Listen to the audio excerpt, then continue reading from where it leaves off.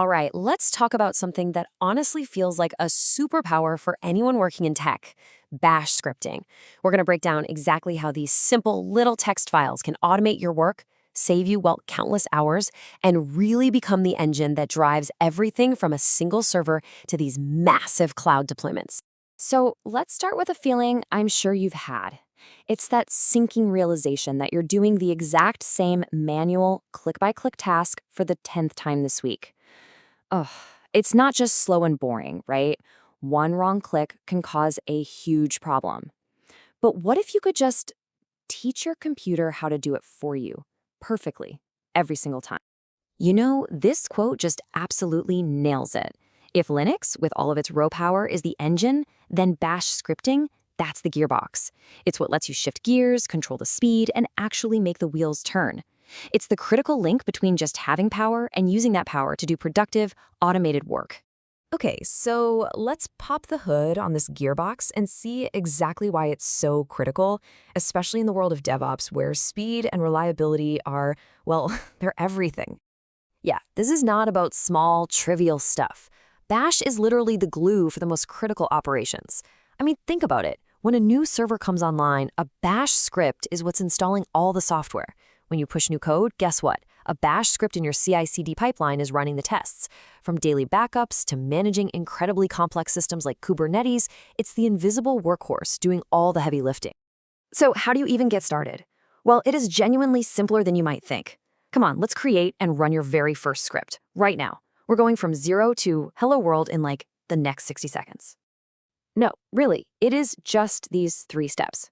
First, you create a text file. Second, you tell the system it's allowed to run. And third, you run it. That's it. That's the whole process. And this simple 3-step dance is the foundation for all the powerful automation we've been talking about. Okay, let's zoom in on those first 2 lines because they are so important. The first one, that's called the shebang, and it just tells the computer, hey, use bash to run this file. But that second one, set-e, oh, that is a lifesaver. Without it, if one command in a 10-step process fails, the script just keeps on going, which can cause total chaos. With set-e, the moment something breaks, the whole thing just stops. It's like an emergency brake for your automation. All right, printing a static message is cool and all, but the real power comes from making scripts dynamic, making them responsive. So let's look at the core toolkit that lets our scripts handle data and actually interact with the system. First up, variables. Just think of them as labeled boxes for your data. Instead of writing my app in 10 different places in your script, you just put it in a variable called app name. Now, if you need to deploy my new app instead, you change it in one single place. That's the difference between a 5-second fix and a 10-minute hunt for every single instance. But what if your script needs to ask a question, like, hey, what's the username? That's where user input comes in. The read command just pauses the script and waits for you to type an answer, kind of like an interactive setup wizard. This lets you build really flexible tools that don't need every little detail hard-coded. Oh man, this one is a total game changer. Command substitution lets your script run another command and catch the result. So in this example, it runs ls to list files, then pipes that into wc-l to count them. The final number gets stored in the fils variable. Now your script can actually report on the state of the system. It's aware of its environment. So we've got data, we can interact with things, but now we need to make our scripts smart. It's time to give them a brain.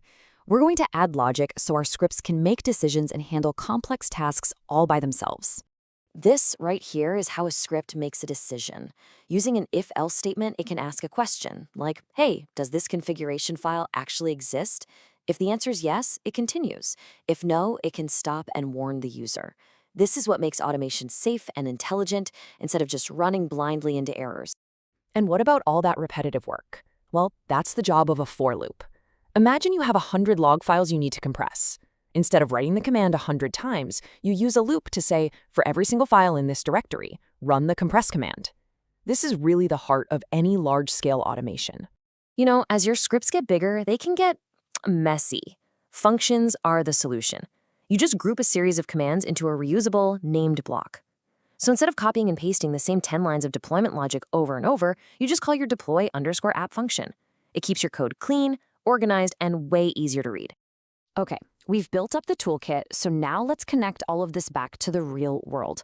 Let's see exactly where and how these scripts form the absolute backbone of modern DevOps.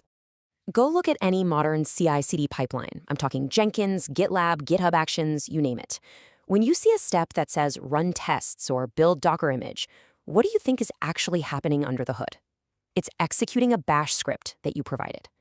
Bash is the universal language that tells all these powerful tools what to do. And it's the exact same story in the cloud. When you launch a new server on AWS or Azure, you can give it what's called a user data script.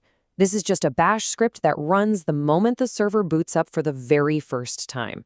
It can install software, set up users, configure the network. It turns a generic server into a production-ready web server in minutes, all without a single manual click.